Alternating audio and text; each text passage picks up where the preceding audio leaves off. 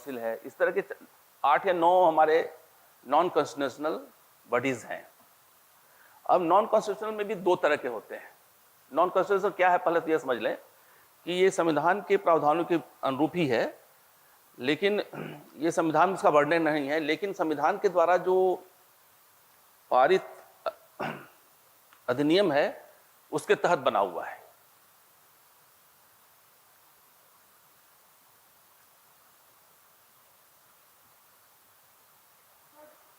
उसमें यह भी है कि कुछ बने होते हैं, कुछ नहीं होते हैं बने। तो आप वर्ड सुनेंगे statutory and non statutory, 2 word आते हैं। उसका हिंदी देख लेना आप लोग क्या है। तो स्टैट्यूटरी वो है जो किसी अधिनियम के प्रावधान के अनुरूप बना हुआ है, और नॉन जो है कि जो बिना कोई अध्यादेश के तहत बना हुआ है, लेकिन वो सरकार के किसी एग्जीक्यूटिव ऑर्डर से बना हुआ है। हम डिटेल आपको समझाएंगे, तो ज्यादा परेशान नहीं होना इसमें।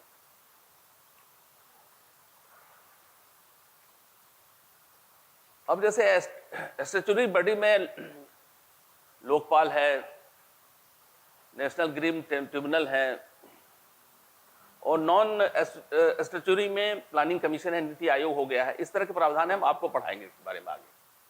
तो मेन जो भूमिका इसकी इसी तरह की है। अब नेक्स्ट बताएं, नीति आयोग।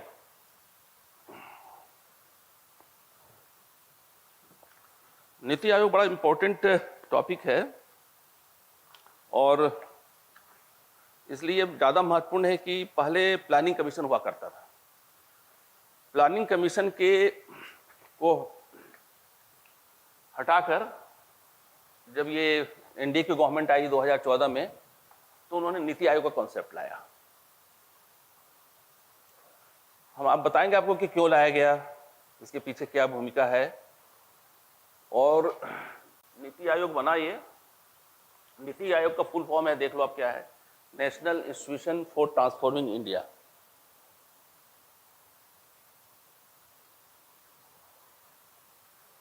और नीति आयोग से यह भी लगता है जो भारत के लिए नीति बनाता है हिंदी में, लेकिन वास्तव में ये इंग्लिश वर्ड का एब्रिविएटेड फॉर्म है। इसका संविधान में कहीं उल्लेख नहीं है, इसलिए नॉन कॉन्स्टिट्यूशनल है, और ये किसी संविधान के द्वारा पारित अधिनियम के तहत ये बना भी नहीं है, इसलिए नॉन स्टैट्यूटरी भी है। लेकिन ये नॉन कॉन्स्टिट्यूशनल बॉडी है, क्योंकि आज हम उसको पढ़ा भी रहे हैं। नेक्स्ट, हाँ इसमें और बता दें कि इसका 1 जनवरी 2015 में इसका गठन हुआ, और 8 साल हो गए हैं इसके।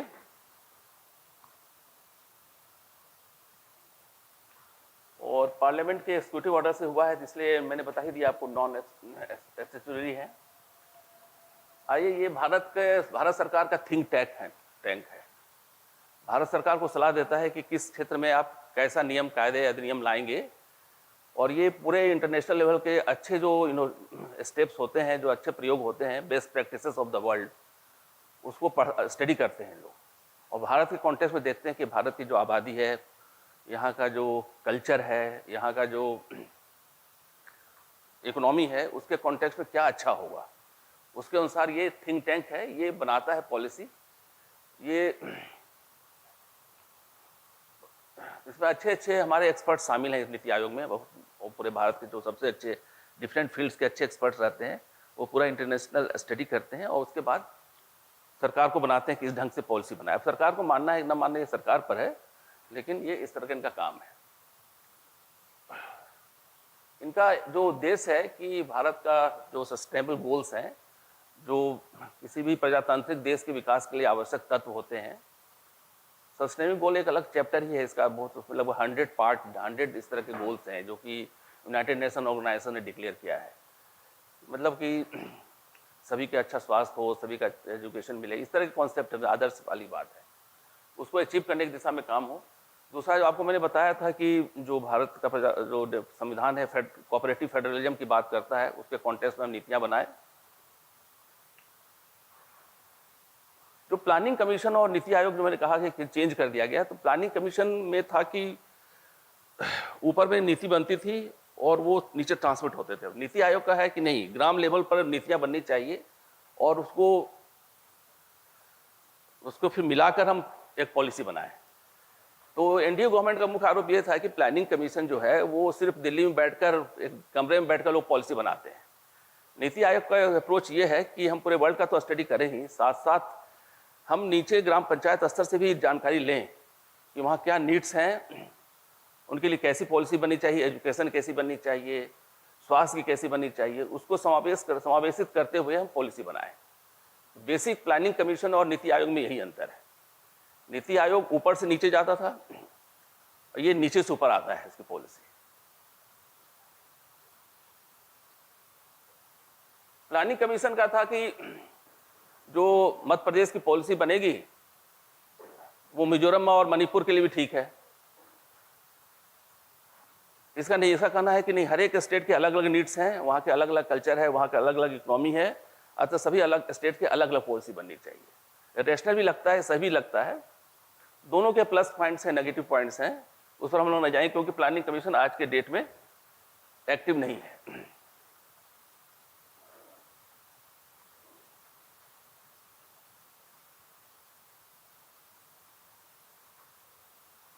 नीति आयोग कहना है कि प्लानिंग कमीशन के जो अप्रोच थे वो जो जिस ढंग से विश्व में हमारी इकोनॉमी तेजी से बढ़ रही है उसके कॉन्टेक्स्ट में सही नहीं है, इसलिए हम नीचे से ऊपर आ रहे हैं और साथ ही साथ हम पूरे वर्ल्ड लेवल के अच्छे पॉलिसीज का भी अध्ययन कर रहे हैं। नेक्स्ट,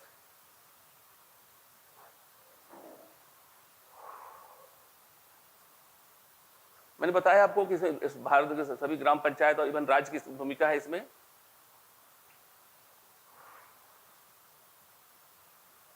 ठीक है, आगे बढ़े।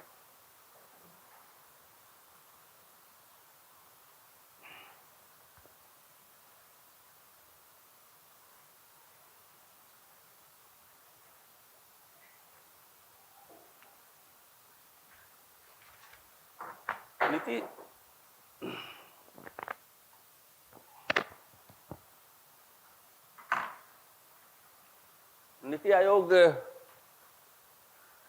का कार्यालय दिल्ली में स्थित है और संसद मार्ग के पास में है। इसके चेयरपर्सन प्रधानमंत्री होते हैं।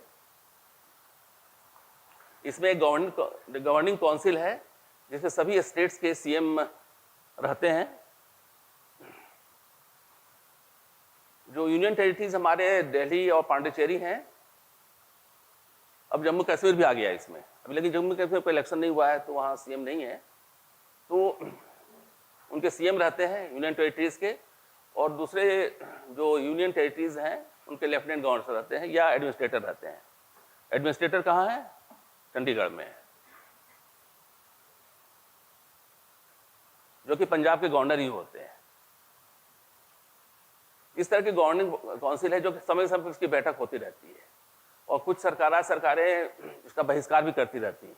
आप वो आए दिन अखबारों में पढ़ते होंगे कि ममता बनर्जी नहीं आए, विजयन नहीं आए केरल से, कभी ये नहीं आए, कभी वो नहीं आए, चलते रहता है। इसी तरह रीजनल काउंसिल्स हैं।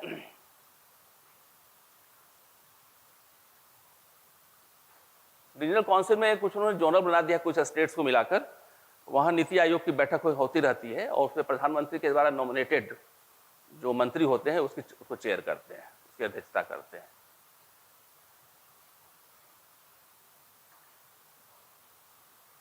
इसमें मैंने पहले ही बताया कि इसमें एक्सपर्ट्स रहते हैं, शामिल स्पेशलिस्ट रहते हैं जो नीति आयोग के हर एक बोर्ड में।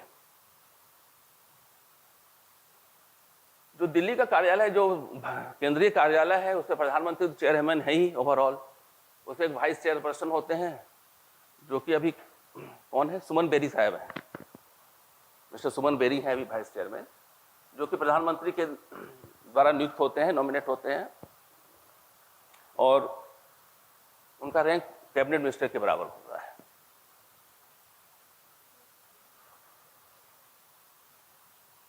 इसमें 2 फुल टाइम मेंबर होते हैं जो कि उनको मिनिस्टर स्टेट का दर्जा रहता है, और अभी जो 2 हमारे मेंबर्स नॉमिनेटेड हैं इसमें, वो मिस्टर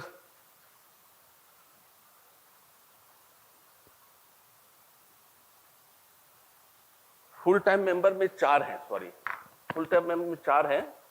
वो हैं mister VK Saraswat, Ramesh Chandra, VK Paul और अरविंद विरमानी। वो ज़्यादा महत्वपूर्ण नहीं है। वाइस चेयरपर्सन इंपॉर्टेंट है, मिस्टर सुमन बेरी जो हैं वो इंपॉर्टेंट है। इसके अलावे पार्ट टाइम 2 और होते हैं जो कि जनरली एक्सपर्ट्स होते हैं।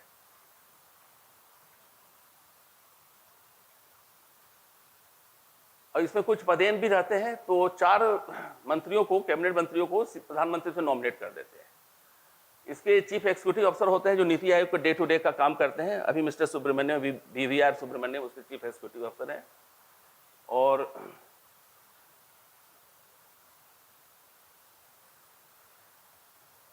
और एक सेक्रेटेरिएट है, मैंने बताया आपको, संसद बाग में इसका सेक्रेटेरिएट है।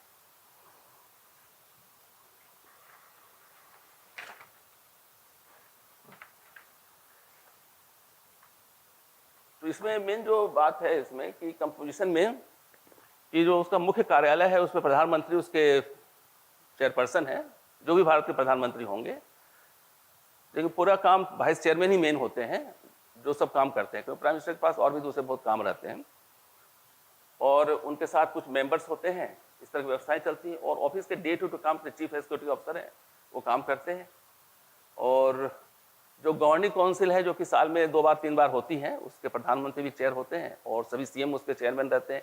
यूनियन टेरिटरी के सीएम या फिर जो भी एडमिनिस्ट्रेटर हो या लेफ्टिनेंट गवर्नर होते हैं। और रीजनल काउंसिल्स होते हैं। जब आयोग, नीति आयोग कभी देखते होंगे आप, बैठक कि भोपाल में हो रही है, कभी वहाँ हो रही है, तो उसमें प्रधानमंत्री किसी को नॉमिनेट कर देते हैं, वो चेयर करते हैं, या वाइस चेयरमैन को ही नॉमिनेट कर देते हैं, वो जाकर चेयर करते हैं। और वहाँ के सीएम वगैरह जो भी हैं उनको बैठकर मीटिंग होती है। इस तरह ये डिस्कशन करके देश के नीति के प्रगति के लिए जो नीति हो सकती है डिफरेंट फील्ड्स में, चाहे एजुकेशन हो, चाहे हेल्थ हो, चाहे इंफ्रास्ट्रक्चर डेवलपमेंट हो, चाहे जो भी हो, उस पर ये अपने नीतियां सुझाव बनाते हैं और भारत सरकार को सौंपते हैं। आगे बढ़ें।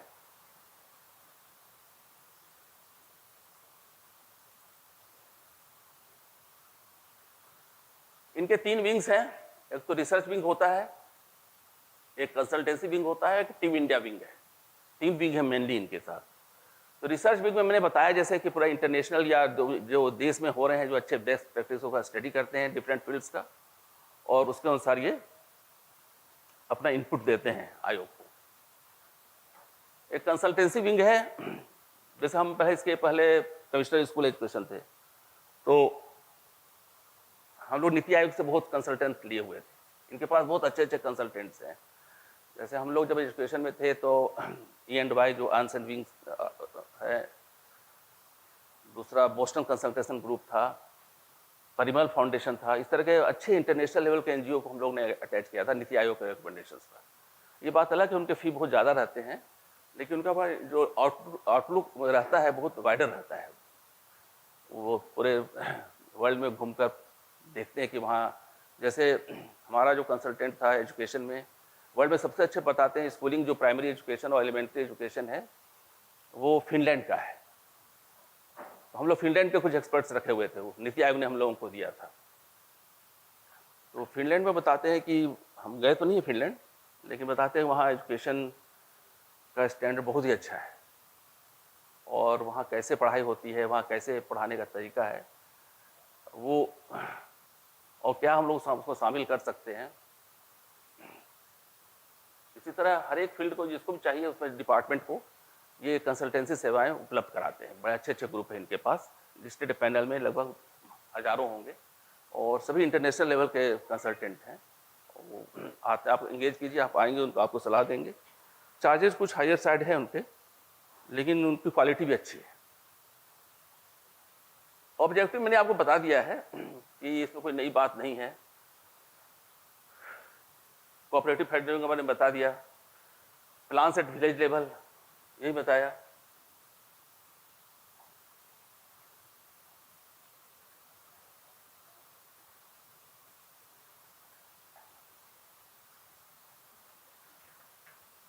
मैंने बता दिया जी। अब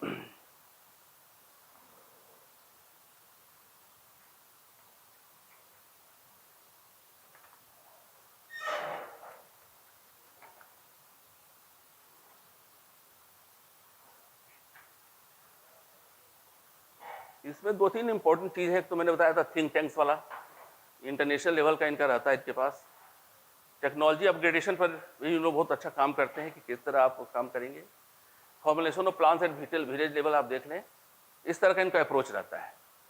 तो अब तक जो रिजल्ट रहे हैं तो उसमें आम जो सरकारी डिपार्टमेंट है तो कुछ तरह तरह के अप्रोचेज हो सकते हैं, लेकिन लोग कहते हैं कि it is working better than planning commission. Planning commission से अच्छा काम कर रहा है। कुछ लोग इसके आलोचक भी हैं जो बोलते हैं कि प्लानिंग कमीशन जो था 5 साल का प्लान बनाता था और वाइडर विजन था उसका, 5 साल का आगे देखता था। नीति आयोग में ऐसा नहीं है। तो किसी भी आप व्यवस्था में उसके आलोचक पक्ष और विपक्ष दोनों होते हैं, लेकिन ज़्यादातर पक्षों का कहना है it is better than the planning commission. अब वो सरकार बदलती है तो पॉलिसी बदलती है। तो अब चूँकि ये कॉन्स्टिट्यूशनल बॉडी है नहीं और ना स्टैट्यूटरी है, तो सरकार कभी बदल सकती है।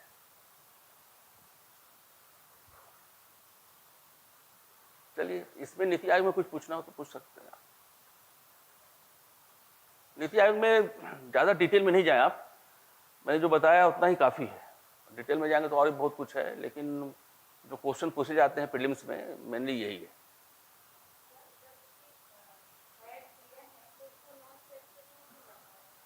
तो है, प्रोविजन है, कारण कि ये किसी एक्ट के तहत बनाया नहीं गया है, जस्ट एक्जीक्यूटिव ऑर्डर है ये सरकार का, वैसे ही है। इसके पीछे कारण रहता है कि सरकार, उसके फायदे भी हैं और उसके नेगेटिव पार्ट भी है। फायदा ये है कि जब चाहे सरकार एक्जीक्यूटिव ऑर्डर से उसको बदल सकती है, नहीं तो पार्लियामेंट में जाना पड़ता है। ये सब फायदे होते हैं।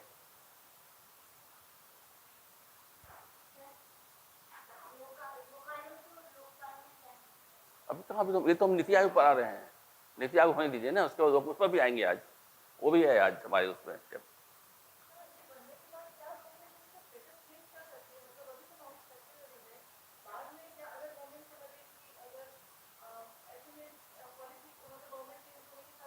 हाँ, अब प्लानिंग कमीशन को एनडी ने हटा दिया, इसको भी हटा सकती है, कोई दिक्कत क्या है?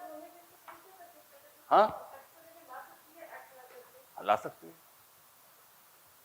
लेकिन फिर मेहनत करनी पड़ेगी। मैंने बताया आपको ना, वो जो किसी संसद के नियम कायदे से अधिनियम से बनाया गया हो, उसके कॉन्टेक्स्ट में बनाया गया हो, तो उसको कहते हैं। और उसको नहीं बनाया गया है, एक्जीक्यूटिव ऑर्डर से बना हुआ है, उसको नॉन स्टैट्यूटरी कहते हैं। अब सीबीआई आए,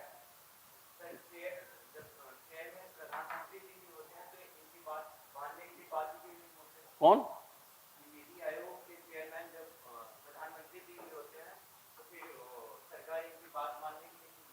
नहीं, देखिए बता रहे, ये नीति आयोग बहुत बड़े आदर्श की बात करता है।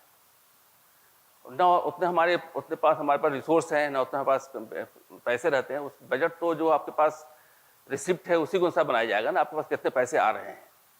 हम सोचे कि हर एक गांव में ताजमहल बनाया जाए, हर एक गांव में डीपीएस स्कूल खोला जाए, हर एक गांव में एम्स खोला जाए, हर एक जिले में खोला जाए, तो संभव नहीं है।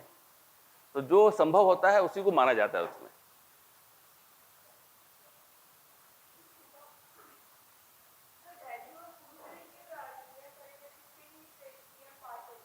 क्या? हाँ, क्योंकि अगर यहाँ इनके चूंकि इलेक्टेड यहाँ विधानसभा है, इस कारण अब कश्मीर के भी शामिल हो जाएंगे सीएम, जब वहाँ चुनाव हो जाएगा सीएम बन जाएंगे तब। और दूसरे स्टेट में जहाँ चूंकि विधानसभा नहीं है यूनियन टेरिटरीज में, वहाँ के लेफ्टिनेंट गवर्नर या एडमिनिस्ट्रेटर जैसी स्थिति हो। सीबीआई का नाम आप लोग बहुत सुनते होंगे, हमेशा चर्चा में रहता है सीबीआई। सब सीबीआई जांच हो रही है, सीबीआई जांच हो रही है। इसका पूरा नाम सेंट्रल ब्यूरो ऑफ इन्वेस्टिगेशन है, केंद्रीय अन्वेषण ब्यूरो।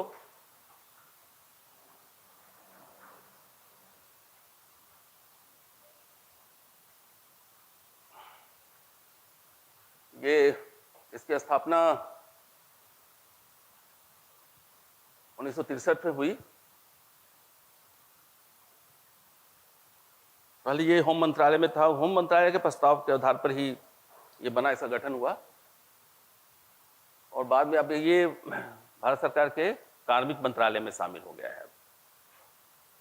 ये एक सनातन कमेटी, आप लोग बार बार पढ़ेंगे आप लोग, ये इंपॉर्टेंट कमेटी है एक सनातन, मिस्टर सनातन सुप्रीम कोर्ट के रिटायर्ड जस्टिस थे, उनके नेतृत्व में एक कमीशन बना था। बात उन्हें बहुत पुरानी, जवाहरलाल नेहरू जब थे उस समय 1962-64 के अराउंड, जो भारत में भ्रष्टाचार है इसको रोकने के संबंध में इस पर कैसे अंकुश लगाया जाए, ताकि जो भ्रष्ट अधिकारी हैं या कर्मचारी हैं या जो भ्रष्ट करेंगे, जो भ्रष्टाचार करेंगे, उनके भी सख्त कार्रवाई हो।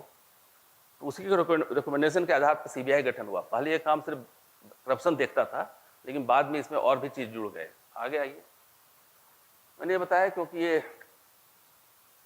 नॉट ए स्टैट्यूटरी बॉडी है, मैंने नॉन स्टैट्यूटरी है, और ये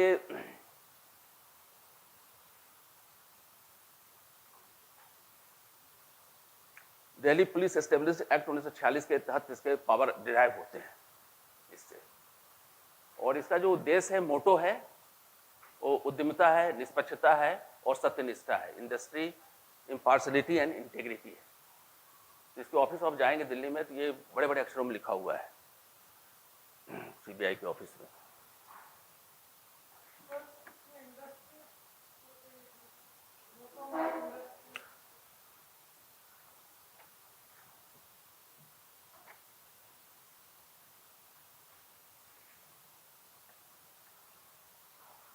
हाँ देखिए, इंडस्ट्री मतलब उद्यमिता का, इंडस्ट्री का मतलब उद्योग नहीं है, उद्यमिता इंटरप्राइज है इसका मतलब। आप इंडस्ट्री में मतलब इंटरप्राइज लें, इंटरप्राइज है मतलब कि हम जो ट्रेडिशनल पुलिस की कार्रवाई है उससे हटकर हम काम करेंगे, हमारे पास हम नया काम करेंगे। इंटरप्राइजेस मतलब कि जो नए चैलेंजेस लेते हैं, उसका ऐसा ये है।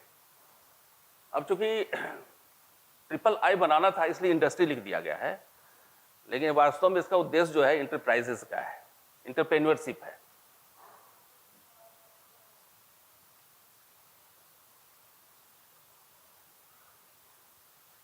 ये सीबीआई का ऑफिस नेहरू स्टेडियम पास दिल्ली में है, और उसमें ये 3 बड़े उसके आगे लिखे हुए हैं।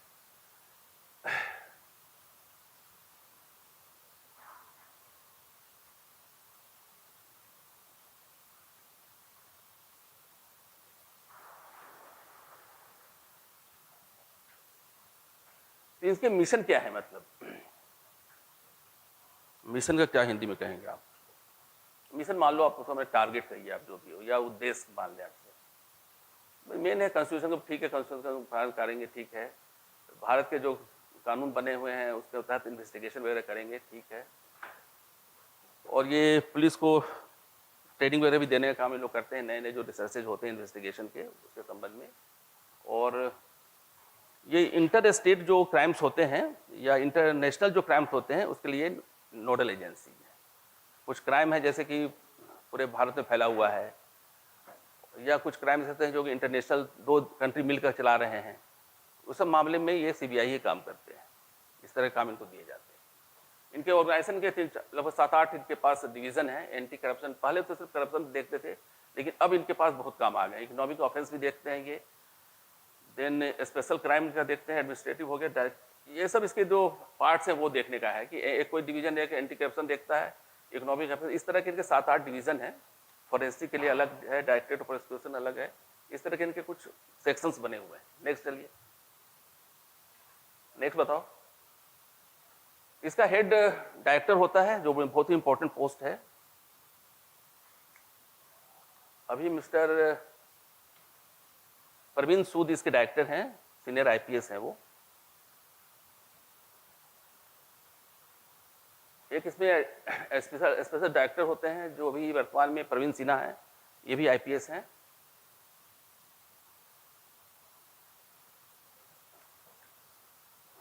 इसके अलावे इनके ऑफिस में लगभग 7,000 स्टाफ होते हैं और लगभग बहुत से अफसर्स होते हैं। अफसर को लगता है कम से कम 500 अफसर्स होते होंगे इनमें सीबीआई में। तो कुछ ज्वाइंट डायरेक्टर होते हैं, कुछ डिप्टी इंस्पेक्टर जनरल होते हैं, एसपी होते हैं और कुछ क्लरिकल स्टाफ होते हैं। लेकिन अफसर्स रैंक में कम से कम 500 स्टाफ इनके पास रहते हैं और रेस्ट क्लरिकल है या उसके नीचे सुपरवाइजरी में है।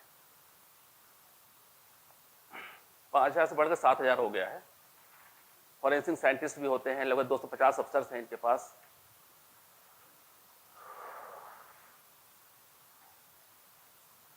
डायरेक्टर ऑफ सीबीआई को जो है कि उनके 2 साल का कार्यकाल निश्चित किया गया है। अगर बीच में मान लो उनकी हम लोग का रिटायरमेंट है 60 वर्ष है, और मान लीजिए 60 वर्ष हो भी जाते हैं तो भी वो अपना कार्यकाल 2 साल का पूरा करेगा।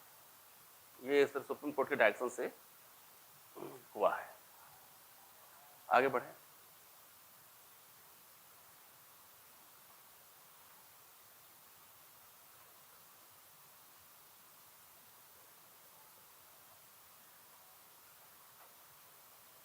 पहले जो सीबीआई के डायरेक्टर की नियुक्ति पीएम अपने चहेते किसी को बना देते थे। बाद में इसे शिकायतें वगैरह हुई तो शिकायतों के बाद फिर सुप्रीम कोर्ट डायरेक्शन कह दिया नहीं, इस तरह का नहीं होना चाहिए, कुछ एक फेयर सिस्टम बनाए। इसमें फेयर सिस्टम हुआ कि एक कमेटी होगी, इसमें प्रधानमंत्री उसके चेयरपर्सन होंगे, लीडर ऑफ अपोजिशन उसके वो रहेंगे, plus chief justice of India भी मेंबर है। 3 लोग मिलकर तय करते हैं। तो बीच में बहुत दिन तक इस विवाद रहा जब ये एनडीए सरकार बनी, तो कि लीडर ऑफ अपोजिशन कोई था ही नहीं। कारण लीडर ऑफ अपोजिशन बनने के लिए मैंने पढ़ाया था आपको, जब लोकसभा पढ़ा रहे थे, कम से कम 10% सीट आना चाहिए। कांग्रेस को 10% भी नहीं आया था। सबसे बड़ी अपोजिशन तो वही है, अभी भी नहीं है 10%। अभी 42 से 43 उसके एमपीज हैं, जब कायदे से 543 है तो 54 होने चाहिए 10% में। तो इस कारण बहुत दिन जो पुराने बीच में थे एनडीए ने जिसको बनाया था, बहुत दिन कंटिन्यू किए गए कि भाई लीडर ऑफ अपोजिशन कोई है ही नहीं। बाद में इसमें अपॉइंटमेंट हुआ कि जो जिसकी सबसे ज़्यादा सीट होगी उसके लीडर को दिया जाएगा।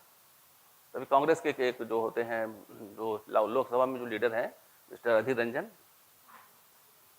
चौधरी, तो वो उसके मेंबर हैं। प्राइम मिनिस्टर या चीफ जस्टिस या उनके द्वारा नॉमिनेटेड कोई जज होते हैं, ऐसी जज ही होते हैं। इसमें दूसरा पोस्ट एक इसमें प्रोसिक्यूशन का होता है। ये डायरेक्टर प्रोसिक्यूशन एक इंपॉर्टेंट पोस्ट होता है इसमें, जो कि अभियोजन का काम देखता है। ये बहुत ही इंपॉर्टेंट पोस्ट है। इसमें भी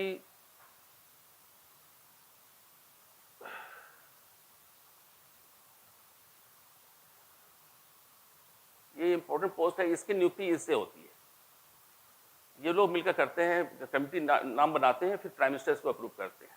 सीबीसी सेंट्रल विजिलेंस कमिश्नर उसके कमेटी में रहते हैं, विजिलेंस कमिश्नर रहते हैं, गृह मंत्रालय के सेक्रेटरी रहते हैं। ये लोग मिलकर इसका नियुक्ति करते हैं। ये बहुत इंपॉर्टेंट पोस्ट है। ये भी डायरेक्टर के बाद डायरेक्टर प्रोसिक्यूशन का ही पोस्ट बहुत इंपॉर्टेंट है।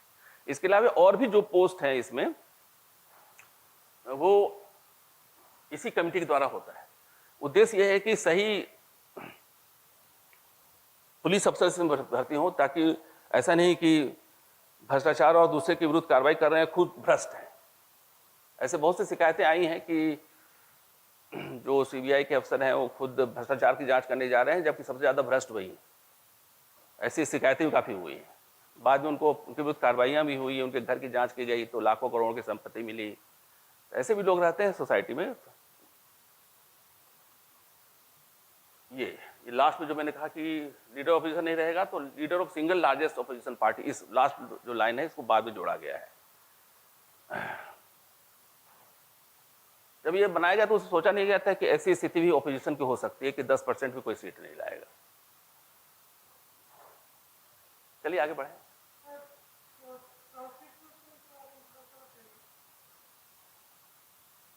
बताते हैं।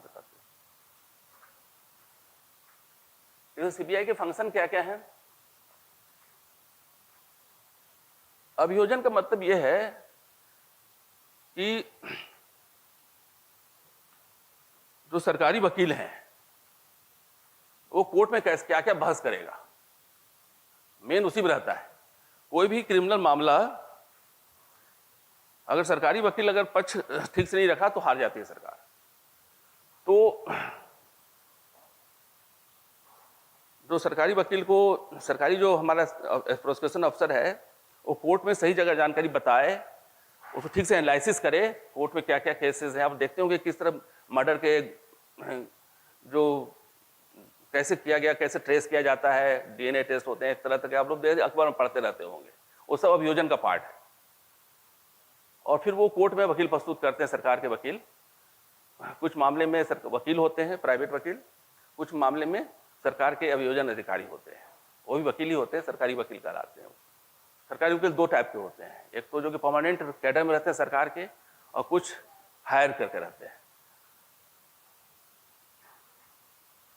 जो सीबीआई के काम है, करप्शन का मैंने बताया था, ब्राइबरी है, किसी तरह के मिसकंडक्ट है,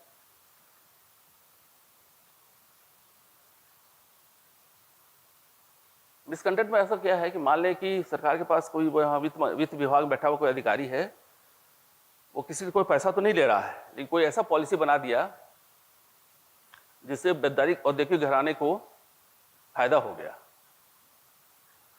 और सरकार देश को लॉस हो गया, ये सब मिसकंडक्ट में आ जाते हैं।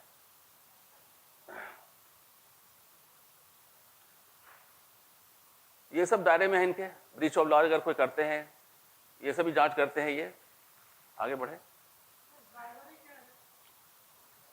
घूस, ब्राइबरी मतलब घूस लेना या देना, दोनों अपराध है।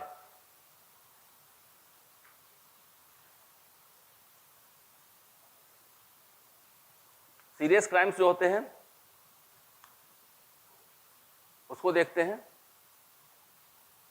आप बता चुके हैं ये सब बता चुके हैं। अब स्टेट गवर्नमेंट किसी केस को रेफर करती है तो उसकी भी ये जांच करते हैं। आगे बढ़े।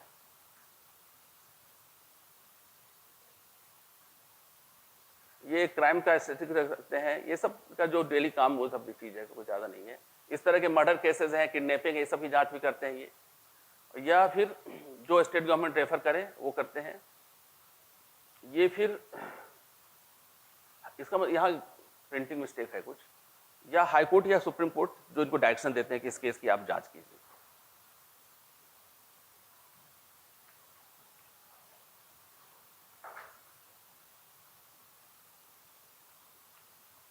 इंटरपोल के बारे में जानते होंगे आप लोग।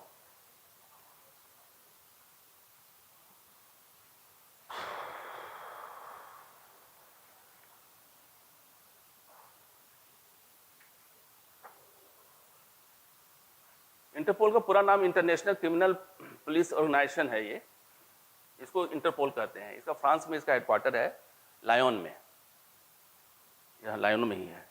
और उसमें लगभग 100 पूरे वर्ल्ड के 195 कंट्रीज उसके मेंबर्स हैं। तो कोई भी इंटरनेशनल क्राइम्स होता है, जैसे मान लीजिए कोई क्रिमिनल अमेरिका का है, इंडिया में मर्डर किया, या अमेरिका में मर्डर करके इंडिया भाग आया, इसको पकड़ने का काम इंटरपोल करती है।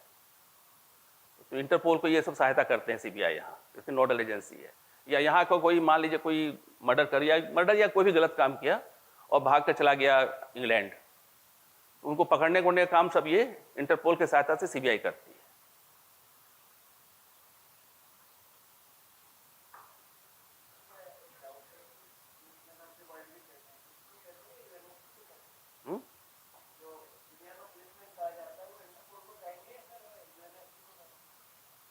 यूनाइटेड नेशन सिक्योरिटी काउंसिल, नहीं हाँ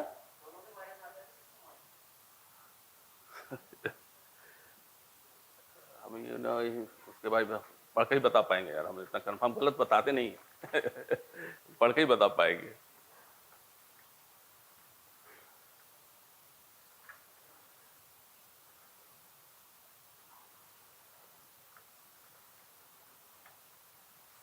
हाँ आगे बढ़े। ये पहले एक नियम था कि जो ज्वाइंट सेक्रेटरी उसके ऊपर के रैंक के जो अधिकारी हैं, तो उनको ये था कि